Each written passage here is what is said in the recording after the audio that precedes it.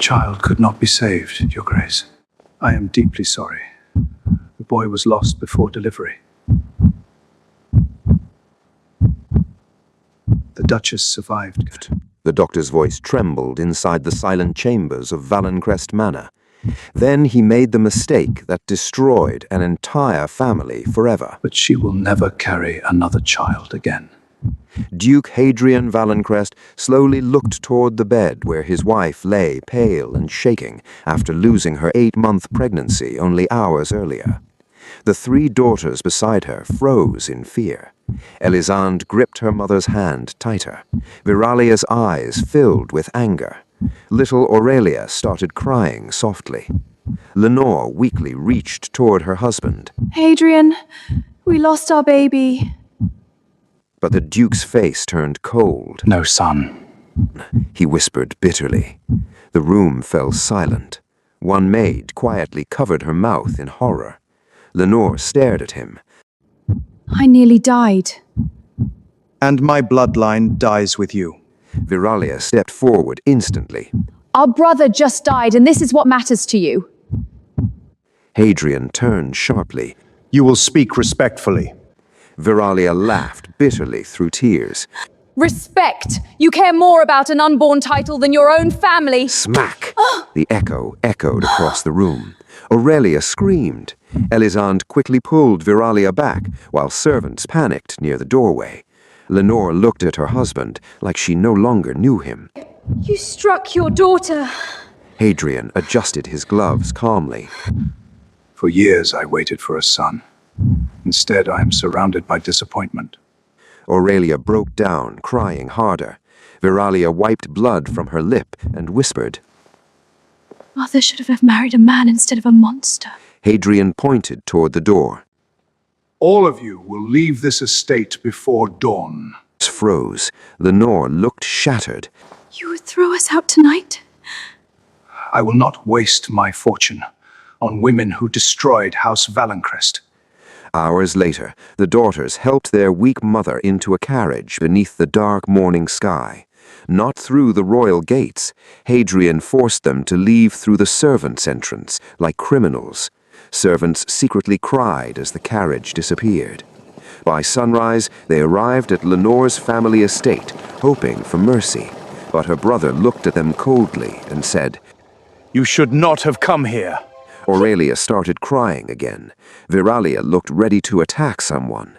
Then, suddenly, Lenore covered her mouth. Blood spilled through her fingers. Elisande's face turned white. Mother, do you? Lenore collapsed to the ground, and the nightmare of the Valencrest daughters had only just begun. If this story already has your heart racing, don't forget to subscribe and turn on notifications, because this family's downfall is about to become unforgettable. And if you're enjoying the story, you can support the channel with a super thanks. Now tell me in the comments, where are you watching from today? When Lenore Valencrest gave birth to Viralia, Duke Hadrian did not even enter the recovery chamber. The servants remembered that part clearly for years. The nurse had carried the newborn carefully toward him in the marble hallway, while the household waited nervously for his reaction. Instead of taking the baby, Hadrian simply asked one question. Another girl? The nurse lowered her eyes. Yes, Your Grace. Hadrian walked away without another word. After that day, the atmosphere inside Valencrest Manor changed slowly and painfully. Expensive gifts stopped arriving in Lenore's chambers. Family dinners became quiet formalities. Hadrian buried himself inside a state business and rarely acknowledged his daughters unless guests were present. When Aurelia was born 3 years later, things became even worse. Hadrian did not visit the nursery for nearly 2 weeks. Lenore stopped defending him after that. Something inside her finally understood that her husband loved the idea of a son more than the family already standing before him. Still, she tried to protect the girls from seeing the truth too clearly. She smiled during meals, organized birthday celebrations, read stories beside fireplaces, pretended the manor was not slowly becoming emotionally hollow. Then came the final pregnancy. The entire estate transformed overnight after doctors quietly suggested the unborn child might be male.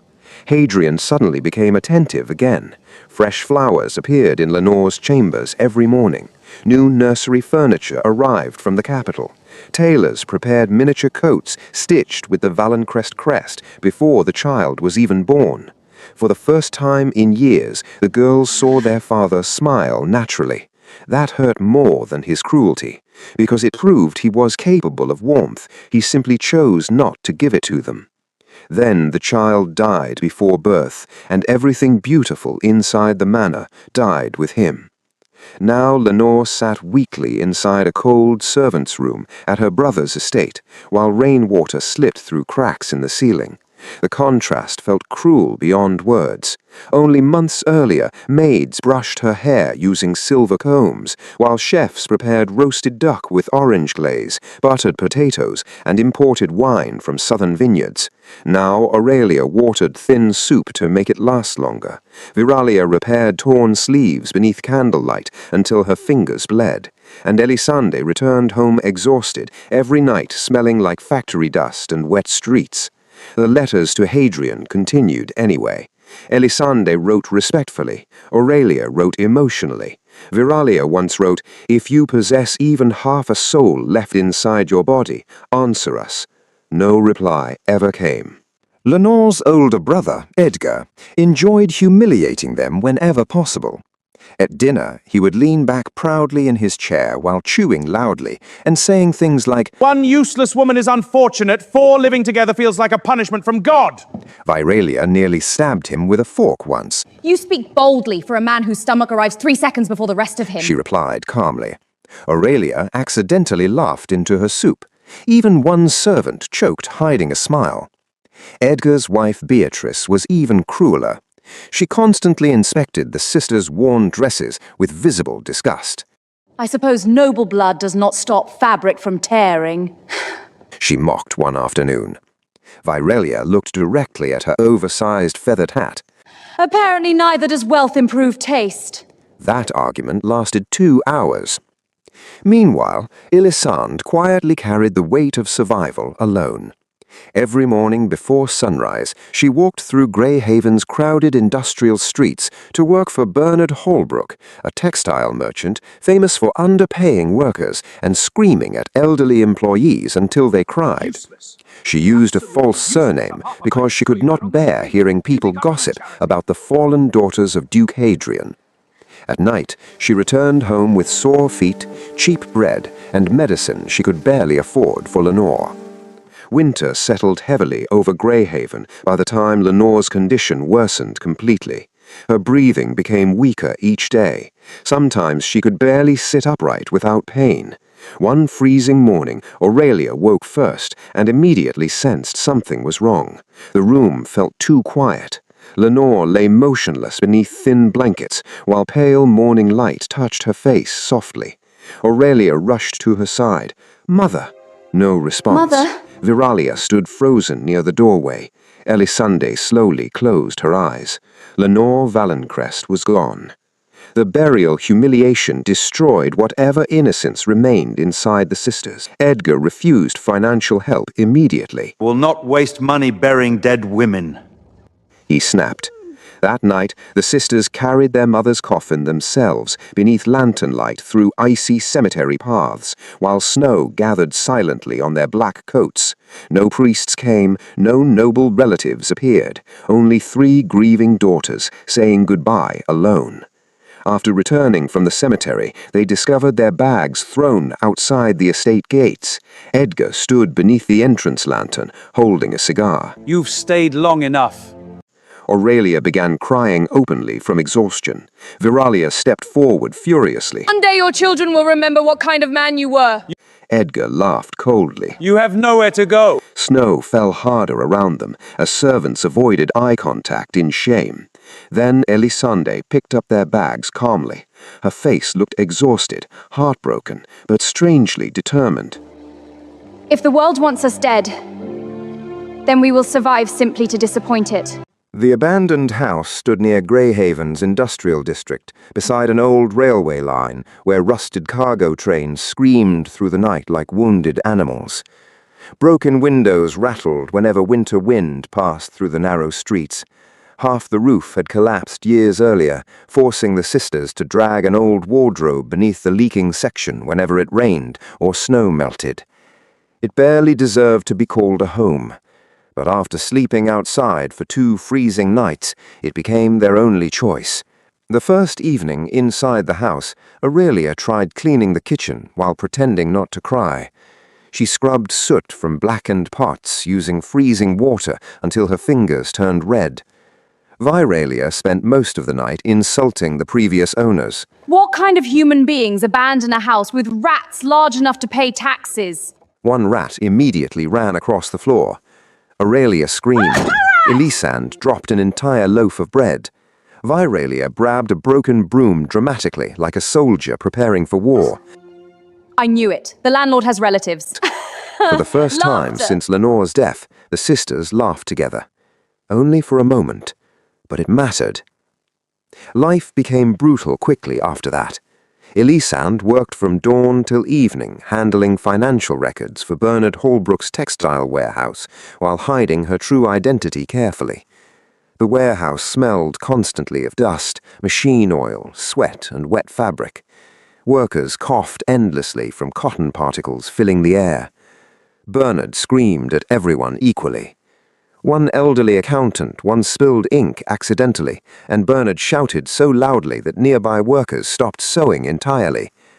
Elisande quietly corrected shipment calculations and balanced entire ledgers faster than experienced clerks, but Bernard barely acknowledged her beyond throwing more work onto her desk.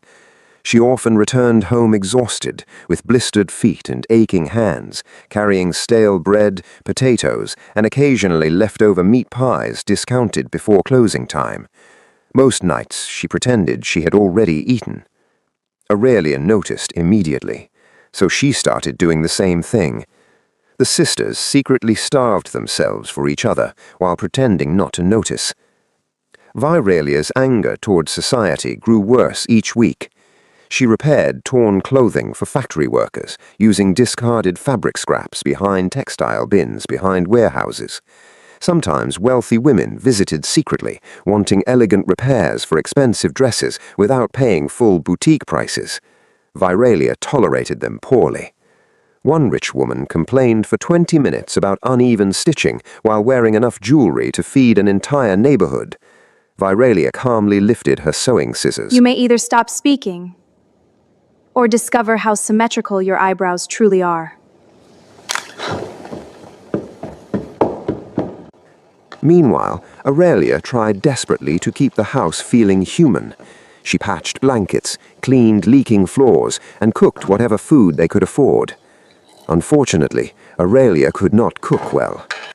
One evening, smoke filled the entire house after she accidentally burned cabbage soup so badly that even the rats abandoned the kitchen. Viralia stared into the blackened pot silently. I believe this meal fought back. Aurelia burst into embarrassed laughter, while Elisande nearly fell asleep sitting upright from exhaustion. But beneath the humor, things were getting dangerous. The cold worsened. Food became scarcer. Elisande developed a persistent cough from overwork and winter exposure, yet continued forcing herself through endless accounting work because she could not bear seeing her sisters hungry. Then one snowy evening changed everything. Greyhaven's streets were nearly empty beneath heavy snowfall when Elisande finished work late, carrying stacks of accounting ledgers tied together with worn leather straps. Her gloves were soaked. Her boots leaked freezing water, and she was so exhausted she barely noticed the sound of a motor car. The black automobile appeared suddenly through swirling snow, its headlights cutting across the narrow street before brakes screeched violently. Elisande slipped backward and dropped the ledgers directly into the slush. For one terrifying second, she thought she would die beneath the wheels. The driver jumped out pale with panic. But before he could speak, the rear carriage door opened. A tall man stepped into the snow, wearing a dark wool coat and leather gloves. Duke Lucien Norcaster. Even in Greyhaven, everyone knew his name. Industrial magnate, railway owner, one of the wealthiest men in Europe. Elisande immediately bent down, gathering ruined papers while apologizing breathlessly. But Lucian noticed something strange. Instead of panicking over the accident, she became furious over the damaged calculations. These shipment numbers were finely balanced. She muttered while trying to wipe snow from the pages. Lucian crouched beside her curiously. You care more about mathematics than nearly being killed. Elisande looked up coldly. Numbers are easier to survive than people. That answer surprised him. Then he noticed the ledgers themselves. Detailed corrections covered entire pages in elegant handwriting. Profit margins had been recalculated more accurately than most professional analysts in Greyhaven. Lucian stared quietly for several seconds. It was not ordinary clerical work. Elisande realized his attention immediately and reached for the papers defensively. I should go. Lucian handed the final ledger back carefully. May I at least know your name? She hesitated, then lied automatically. Elise. That night, while snow continued falling over Greyhaven, Duke Hadrian Valencrest celebrated his engagement to Lady Beatrice Ashcombe inside the glowing halls of Valencrest Manor. And across the city, Duke Lucian Norcaster quietly ordered a private investigation into the mysterious young woman he nearly struck with his motorcar. 3 days later, his investigator returned with shocking information. Elise, he said carefully, is actually Lady Elisande Valencrest, the discarded daughter of Duke Hadrian Valencrest. It's a long, painful Elisande expected humiliation the next time she saw Duke Lucian Norcaster. Men like him did not speak kindly to women living in abandoned houses near factory districts unless they wanted entertainment, gossip, or something cruel. So when a polished black motorcar stopped outside Bernard Holbrook's warehouse 3 days after their first meeting, she immediately assumed trouble had arrived. Workers stopped sewing to stare through dusty windows. Even Bernard nearly swallowed his cigar. Lucian stepped out, wearing a charcoal winter coat and gloves dark enough to hide the snow melting across them. He walked directly through the warehouse without caring about the noise, smoke, or startled workers surrounding him. Then he stopped beside Elisande's desk. I came to return your ledger, he said calmly. Bernard almost fainted hearing a duke speak politely to one of his employees. Elisande stood carefully. You could have sent a servant. Yes, but then I would lose the excuse to continue our conversation. That answer unsettled her more than arrogance would have. Over the following weeks, Lucian continued appearing unexpectedly throughout Greyhaven. Sometimes he brought business reports asking for her opinion. Other times, he simply walked beside her through crowded industrial streets while discussing railway investments and political corruption. He never treated her like someone broken. That confused her deeply. One evening, they stopped beside a street vendor selling roasted chestnuts beneath glowing lanterns. Lucian purchased an entire paper bag before realizing Elisande was staring at him strangely. "What?" You paid without arguing. she said suspiciously. Lucian looked horrified. Was I expected to duel the man over chestnuts?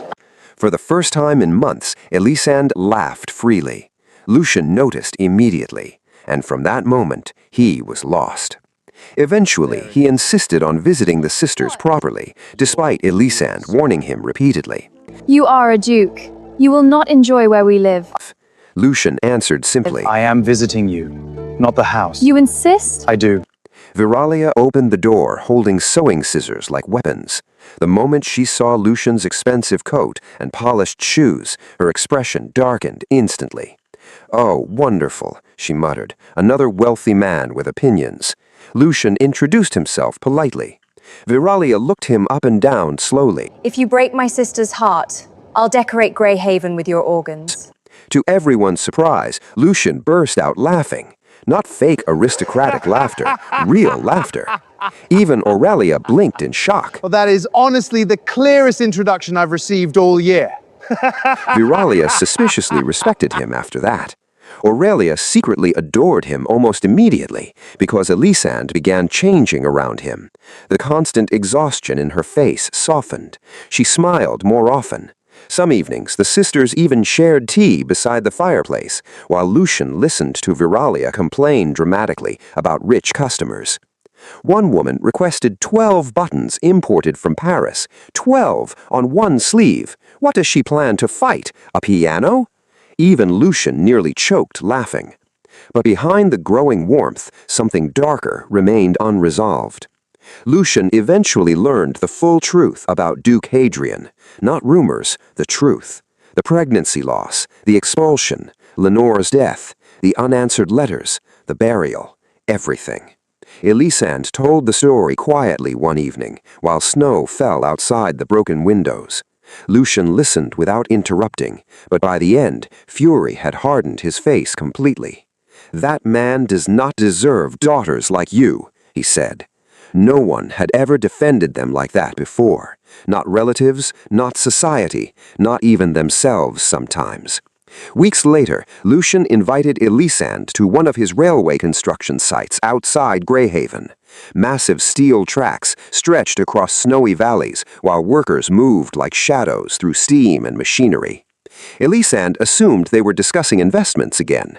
Instead, Lucian guided her toward a quiet overlook above the valley.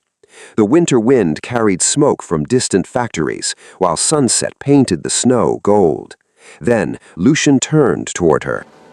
I spent years surrounded by noble women who knew how to host dinners. But you survived hunger without losing kindness. You protected your sisters while the world discarded you. You rebuilt dignity from nothing. Elisande stared at him silently. Lucian stepped closer.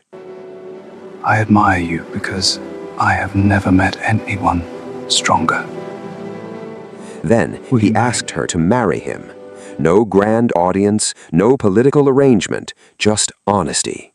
Elisande nearly cried because for the first time in her life, a powerful man looked at her and saw value instead of disappointment. "Yes," she whispered. After the wedding, Lucian moved all three sisters into Norcaster Estate, a sprawling mansion filled with heated marble floors, crystal chandeliers, endless fireplaces, and servants who nearly panicked trying to satisfy Viralia's impossible opinions. Viralia walked into the bathroom on the first morning and froze completely. "The water is warm," she whispered. Aurelia smiled innocently. "That is usually how rich people bathe." Viralia sat down dramatically beside the tub. "I would like to apologize to Wealth for misunderstanding it." For the first time since losing Lenore, the sisters finally slept without fear. But aristocratic society never forgot cruelty for long. At the wedding celebration, nobles whispered behind silk fans, while orchestras played beneath golden chandeliers. Elisande danced beside Lucian peacefully, unaware of the woman standing nearby. An older countess leaned toward her friend and whispered coldly, "No matter how rich they become, abandoned blood remains cursed." Across the ballroom, Viralia heard every word. Elisande first noticed Viralia's talent long before Wealth entered their lives again. Even inside the abandoned house near Greyhaven's railway district, Viralia somehow transformed torn fabric into beautiful dresses using nothing more than cheap thread, candlelight, and pure stubbornness. One evening, Aurelia returned from church carrying an old damaged coat donated by wealthy families. It's ugly. Aurelia admitted apologetically. Viralia grabbed the coat, examined it for 3 seconds, No. then muttered, No, it's insulted. By morning, the coat looked elegant enough for aristocratic dinner parties.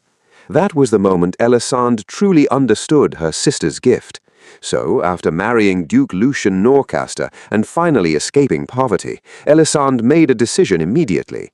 Viralia would never waste her talent repairing factory clothing again. 3 weeks later, Viralia stood inside the prestigious Montclair Academy of Fashion and Design, wearing a dark green fitted dress she had sewn herself, while wealthy students stared openly at her background papers. One blonde student named Clarice finally smiled cruelly during introductions. So you are the famous gutter seamstress. Several students laughed quietly. Veralia looked directly at her perfectly curled hair. And you are apparently the victim of a tragic mirror shortage. The room exploded with shocked laughter. Even the instructor struggled not to smile. Madame Odessa Laurent, the Academy's feared head instructor, immediately disliked Veralia's attitude. Odessa was famous throughout Europe for training royal designers and humiliating untalented students publicly. She believed discipline created greatness. Veralia believed most rich people deserved verbal violence. The first months became constant war between them. Odessa criticized Veralia's refusal to follow traditional fashion structures. Veralia openly argued back during lessons, often horrifying classmates. You cannot simply ignore centuries of tailoring principles. Odessa snapped one afternoon. Veralia calmly adjusted a mannequin's sleeve. Then perhaps Century should dress better. The classroom went silent. Odessa nearly fainted from outrage. But slowly, irritation became fascination, because Veralia's designs were extraordinary.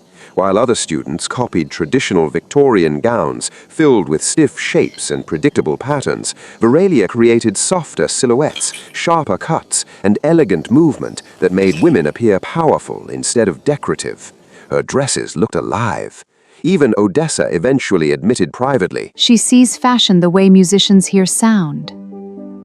Outside the academy, Elisande quietly transformed Lucian's business empire. Investors who initially underestimated her quickly learned she possessed terrifying intelligence beneath her calm personality.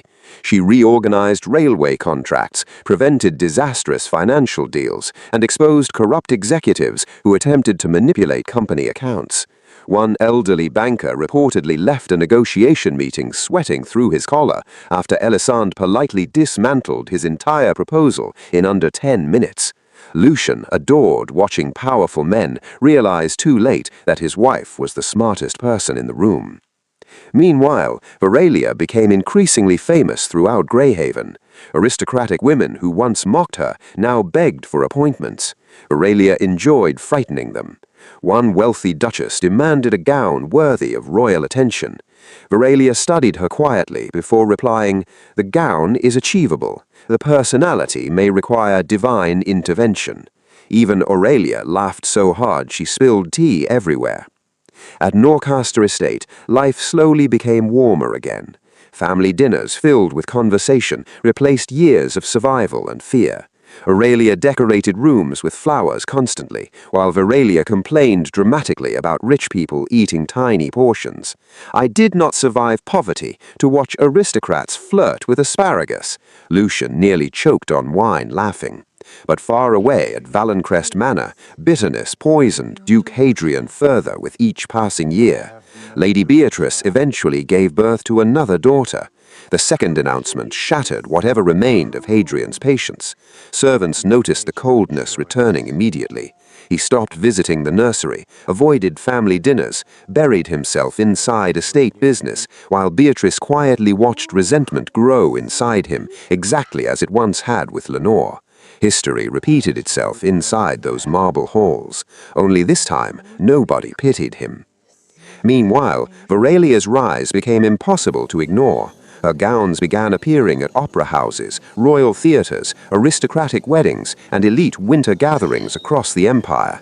Newspapers praised the mysterious designer, transforming Victorian fashion with daring elegance. Then came the Royal Winter Exhibition in the capital. Noble women arrived wearing Veralia's creations beneath glittering chandeliers, while photographers and reporters crowded the ballroom. Even Duke Hadrian attended, alongside Beatrice. During the evening, a countess entered wearing one of Veralia's silver silk designs, embroidered with dark midnight roses along the sleeves. The entire ballroom stared. Duke Hadrian himself looked impressed. "Extraordinary craftsmanship," he admitted quietly while watching the gown move through candlelight.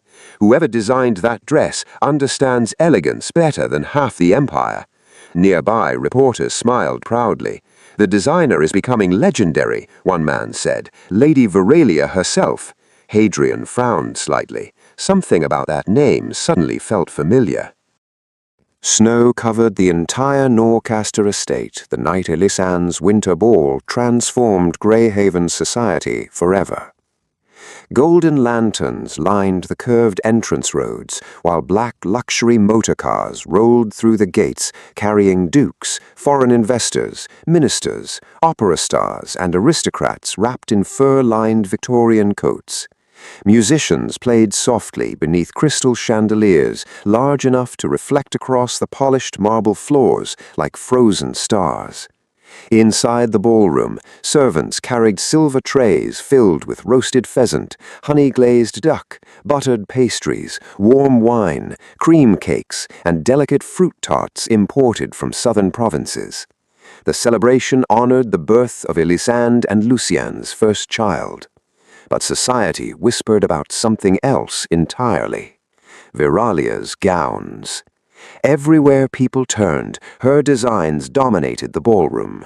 Deep emerald silks, fitted velvet evening dresses, flowing silver fabrics embroidered with midnight roses.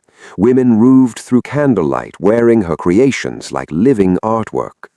One newspaper editor reportedly abandoned his dinner halfway through the evening just to sketch the dresses before competitors copied them. Viralia pretended not to care, which meant she cared deeply. She stood near the champagne tower, wearing a dark sapphire gown of her own design, while criticizing guests silently. That woman lost a battle with her corset. She whispered, after spotting a countess squeezed violently into corsets. Aurelia nearly laughed into her wineglass. Unlike her sisters, Aurelia felt uncomfortable the entire evening. Grand aristocratic gatherings still reminded her too much of the life they lost. The expensive perfume, political conversations, fake smiles, and carefully rehearsed compliments exhausted her emotionally. Several noblemen attempted speaking with her throughout the night, but every conversation sounded identical. "You have remarkable elegance. Your family's recovery is inspiring. Lady Aurelia, perhaps we should discuss future connections." Connections, not feelings, not sincerity, just politics disguised as charm. So Aurelia escaped quietly onto one of the estate's glass-covered winter terraces overlooking the snowy gardens below. The silence felt like relief. That was where she met Duke Adrian Evermont. Unlike most men in the ballroom, Adrian approached without arrogance. He carried 2 cups of warm cinnamon tea instead of champagne, and looked more interested in the snowy garden than society itself. "I suspected someone else was hiding from the ballroom," he said gently, while offering her 1 cup. Aurelia accepted cautiously. You dislike parties too? I "I dislike pretending," Adrian answered honestly. That surprised her immediately. He was handsome in a calm, effortless way, dark hair slightly touched with winter frost, warm eyes, and none of the exhausting pride most aristocrats carried like perfume. Aurelia knew his reputation already: widowed, wealthy, respected for funding hospitals, orphanages, and worker housing projects throughout the empire. For the first time all evening, conversation felt natural. They spoke about ordinary things at first: Greyhaven's freezing winters, the terrible quality of ballroom musicians pretending to understand joy, how aristocrats somehow managed to make soup sound political. Adrian quietly nodded toward the ballroom doors. One woman just spent 20 minutes discussing the emotional meaning of decorative spoons. Aurelia nearly laughed into her wineglass. "Please stop," she whispered. "I already struggled surviving dinner." As the evening continued, their conversations deepened naturally. Aurelia spoke about charity work and poor families she visited throughout Greyhaven. Adrian listened carefully instead of interrupting. Most importantly, he understood. Not out of pity, experience. After losing his wife years earlier, Adrian stopped believing wealth protected people from pain. "You learn very quickly," he told Aurelia softly, "that grief ignores titles." Meanwhile, inside the ballroom, Viralia was busy terrifying aristocratic women again. A group of noblewomen cornered her near the grand staircase, pretending sudden affection. "We always admired your family's strength," one woman lied dramatically. Viralia recognized all three instantly. They were among the same women who mocked the sisters after Lenore's death. "Oh, really? That's fascinating, because I distinctly remember one of you describing us as bankrupt decorative tragedy." The women froze. Nearby guests immediately became interested in their desserts. Another noblewoman attempted nervous laughter. "You misunderstand." "No," Viralia interrupted calmly. "I remember perfectly. Trauma improves memory wonderfully." Even Lucien had to walk away hiding laughter behind his wineglass. By midnight, the Winter Ball had become the most talked-about event in Greyhaven history. Investors competed for Lucien's attention. Royal officials praised Elisande openly. Foreign guests requested private meetings with Viralia regarding future fashion contracts. And throughout it all, Aurelia kept finding herself returning to the winter terrace beside Adrian. The comfort frightened her slightly. Near the end of the evening, snow began falling again beyond the glass walls, while orchestra music softened inside the ballroom. Aurelia stood quietly beside the railing, watching white snow gather over dark gardens below. Adrian studied her gently for several seconds before speaking. "You smile exactly like someone who survived something terrible." The words hit her harder than she expected, not because they were cruel, because they were true. Nobody had ever looked at her carefully enough to notice the sadness hidden beneath her kindness. Aurelia suddenly felt tears burning her eyes before she could stop them, and for the first time in years, she allowed herself to cry in front of someone. Lady Beatrice Ashcombe stopped loving Duke Hadrian Valencrest the day he ignored their second daughter's birthday. The child had waited all evening beside the grand staircase, wearing a pale blue dress with silver ribbons in her hair, while servants lit candles across the dining hall. She kept asking every few minutes if her father was coming. "He promised," she whispered hopefully. But Hadrian never appeared. He remained locked inside his study, arguing with investors over estate losses, while the little girl eventually fell asleep at the dinner table beside untouched cake. Beatrice watched everything silently, and something cold settled permanently inside her heart. At first, she had believed herself different from Lenore, stronger, smarter, more capable of controlling Hadrian's moods and ambitions. But after years inside Valencrest Manor, she realized the truth. Hadrian did not love women, he loved legacy, and every daughter reminded him of failure. So Beatrice began planning carefully.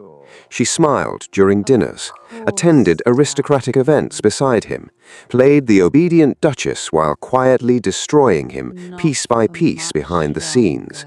She manipulated estate accounts through trusted advisors, loyal only to her. Investment money disappeared slowly through foreign banking transfers and fake industrial contracts. Valuable land was secretly sold beneath false names, while Hadrian focused obsessively on recovering his declining influence. The cruel irony amused her endlessly. One evening during dinner, Hadrian complained bitterly about modern women becoming too ambitious. Beatrice calmly buttered bread while thinking, if only you knew. Meanwhile, across the empire, the daughters he abandoned had become impossible to ignore. Elisande now sat beside Europe's most powerful industrial men, negotiating railway expansions and shipping investments worth millions. Newspapers praised her intelligence openly. Financial journals described her as the woman capable of predicting markets before governments themselves. Several arrogant businessmen made the mistake of underestimating her once, only once. Viralia's fashion empire exploded beyond Greyhaven entirely. Royal families requested private collections months in advance, while actresses, duchesses, and foreign queens copied her designs obsessively. Fashion houses across Europe attempted imitating her style, but failed repeatedly. Viralia enjoyed insulting competitors publicly. One designer accused her of arrogance during an interview. Viralia answered, if talent intimidates him, he should pursue farming. The quote appeared in newspapers for weeks.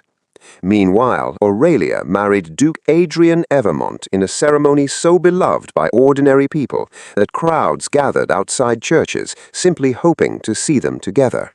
Unlike most aristocratic women, Aurelia spent enormous amounts of her fortune funding orphanages, hospitals, schools, and shelters across industrial districts. Workers adored her openly. Children followed her carriages through Greyhaven streets, waving excitedly whenever she visited poor neighborhoods. People no longer spoke about the Valencrest daughters with pity. They spoke with admiration. And eventually, even Hadrian noticed the shift. At political gatherings, nobles mentioned Elisande's investments more than his own. Women praised Viralia's gowns while barely acknowledging Beatrice. One elderly minister actually stood during dinner simply to compliment Aurelia's charity work. Hadrian's face darkened more each year. The daughters he discarded had surpassed him completely. Then the collapse finally arrived. It began quietly. A failed shipping investment, missing funds, bank warnings, factories struggling to pay workers. Hadrian exploded constantly inside the manor while advisors avoided eye contact during meetings. Beatrice watched calmly. Then, one freezing morning, everything shattered. Hadrian awoke to chaos spreading across Valencrest Manor. Servants rushed through hallways whispering nervously, while accountants filled the library carrying stacks of financial documents. Beatrice was gone. So were both daughters, and so was a massive portion of the Valencrest fortune. Entire accounts had been emptied overnight. Property deeds vanished, investments transferred abroad. The scale of betrayal became catastrophic. Hadrian reportedly screamed so violently that servants heard him from the eastern gardens. By afternoon, newspapers exploded across the empire. The great duke financially ruined. Lady Beatrice disappears with millions. House Valencrest facing collapse. Society devoured the scandal gleefully. The same nobles who once feared Hadrian now mocked him openly during dinners and opera gatherings. Investors abandoned him immediately. Creditors arrived daily demanding repayment. Factories shut down one after another. Workers lost jobs. Estate staff resigned quietly before wages disappeared entirely. Within months, entire wings of Valencrest Manor closed from lack of maintenance. Dust gathered over chandeliers, fireplaces remained cold, empty corridors echoed with silence instead of music and conversation. For the first time in his life, Hadrian experienced loneliness without power protecting him from it. One evening, he wandered through the dark manor carrying a candle because most servants had already left. The silence felt unbearable. No laughter, no family, no warmth. Only regret moving through empty rooms like ghosts. He entered an old storage room searching for estate papers and accidentally knocked over a wooden box forgotten beneath dusty furniture. Childhood belongings spilled across the floor. Tiny shoes, old ribbons, drawings. Hadrian froze. Slowly, he picked up one folded paper, stained slightly with age. A child's handwriting covered the bottom in uneven letters. Papa will always protect us. Aurelia. He recognized it immediately. The drawing showed a smiling family standing beneath the sun outside Valencrest Manor. Hadrian stared at it silently for several seconds. Then finally, Duke Hadrian Valencrest broke apart completely. And alone inside the dark, ruined manor he once valued more than his daughters, he began to cry. Duke Hadrian Valencrest no longer looked like the man society once feared. The expensive tailored suits were gone, replaced by older coats worn thin at the sleeves. His once immaculate posture had weakened beneath years of scandal, debt, and loneliness. Even his hair, once carefully maintained with aristocratic pride, had turned almost completely gray. And for the first time in his life, people no longer moved aside when he entered rooms. They whispered. The humiliation became unbearable after one particular dinner gathering in the capital. Hadrian had barely entered the ballroom before overhearing several nobles discussing the Valencrest sisters nearby. Lady Aurelia just funded 3 new hospitals outside Greyhaven. Viralia's Paris collection sold out before the exhibition even opened. And Elisande Norcaster, another man laughed softly, half the industrial ministry fears negotiating against her. Hadrian tried pretending not to hear. Then one older duchess noticed him standing nearby. The woman did not even lower her voice. "It remains astonishing," she said coldly, "that he nearly destroyed daughters most men would pray to have." Several people nodded openly. Years earlier, no one would have dared criticize him publicly. Now, society looked at him with something worse than fear: disappointment. That night, Hadrian returned to Valencrest Manor and walked through empty corridors lit only by weak candlelight. Most of the estate remained closed because he could no longer afford maintenance. Dust-covered paintings, furniture sat beneath white cloth like forgotten corpses. The silence finally defeated him. The next morning, he ordered a carriage prepared for Greyhaven. The journey itself felt humiliating. At railway stations and city entrances, guards recognized his surname only because of his daughters now. One hotel manager actually asked politely, "Are you related to Lady Elisande?" Related, not respected. By the time Hadrian finally arrived outside Norcaster Estate, snow covered the enormous iron gates while servants moved through glowing gardens carrying lanterns and winter flowers. The estate looked alive, warm, beautiful. Children's laughter echoed faintly from somewhere inside. For several seconds, Hadrian simply stared. Years ago, he had believed throwing away his daughters would preserve the Valencrest legacy. Instead, everything good survived without him. A servant eventually guided him through massive marble halls, decorated with golden chandeliers, polished oak staircases, and enormous fireplaces warming the estate against the winter cold. Family portraits lined the walls, not stiff aristocratic paintings, real happiness. Elisande beside Lucian holding their children, Aurelia laughing beside Adrian in hospital courtyards, Viralia scowling dramatically while surrounded by fabric rolls and sketches. The warmth inside the estate hurt more than poverty ever could, because Hadrian finally understood what he destroyed. When the sisters entered the drawing room, the air itself seemed to tighten. Viralia arrived first. The moment she saw him standing there, every trace of warmth vanished from her face instantly. "Well," she said coldly, "the ghost finally found the address." Aurelia entered behind her and froze completely. Pain crossed her expression so quickly, Hadrian almost looked away. Only Elisande remained calm, controlled, distant. She stood beside the fireplace, wearing dark emerald silk, while studying her father silently, like someone observing the ruins of another lifetime. Nobody invited Hadrian to sit. For several seconds, only the sound of crackling fire filled the room. Then Hadrian spoke quietly. I know I have no right to ask anything from you. Oh good, we are starting with honesty. No, he threw our dying mother into the street. He can survive a conversation. Hadrian lowered his eyes, and surprisingly, he accepted it. I deserve your hatred, he admitted quietly. That sentence alone shocked Aurelia, because Duke Hadrian Valencrest once rather swallowed broken glass than admit fault. Elisande finally spoke. Why are you here? Because I spent my entire life believing sons created legacy, and I destroyed my family trying to prove it. Silence filled the room again. Then, painfully slowly, Hadrian apologized. Not like a duke protecting pride, like a broken old man finally crushed beneath his own mistakes.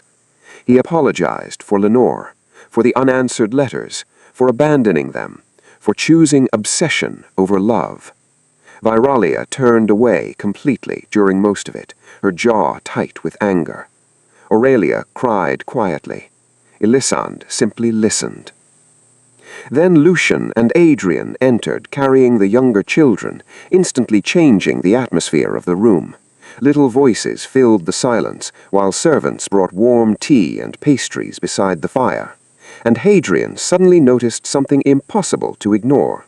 The Valencrest name still lived everywhere around him, not through sons, through daughters. Elisande had rebuilt industrial influence greater than he ever achieved. Viralia transformed fashion across Europe while employing hundreds of women abandoned by society. Aurelia made the family name beloved among ordinary people through compassion instead of fear. The bloodline survived because of the women he once called worthless. Hadrian stared at his grandchildren playing beside the fireplace, while emotion finally overwhelmed him completely. "I was wrong," he whispered brokenly. Viralia folded her arms immediately. "You were cruel." "Yes. You destroyed our mother." Hadrian closed his eyes painfully. "Yes." Viralia looked away before tears could fully appear. "I don't forgive you." And everyone understood she meant it. But Aurelia slowly stepped closer and rested her trembling hand over her father's. Not because he deserved it, because she refused to become cold like him. Finally, Elisande stood and looked directly at the man who once threw them away. "You wanted sons to continue your name," she said calmly, "but it was your daughters who saved it." Hadrian could not answer. Later that evening, he sat quietly near the fireplace while watching his daughters laugh together beside their husbands and children. Warmth filled the estate. Life. Love. Everything he once believed weakness had become the very thing preserving his legacy. And as snow fell softly beyond the windows of Norcaster Estate, Duke Hadrian Valencrest finally understood the truth too late. The greatest inheritance a family leaves behind is not power, it is love.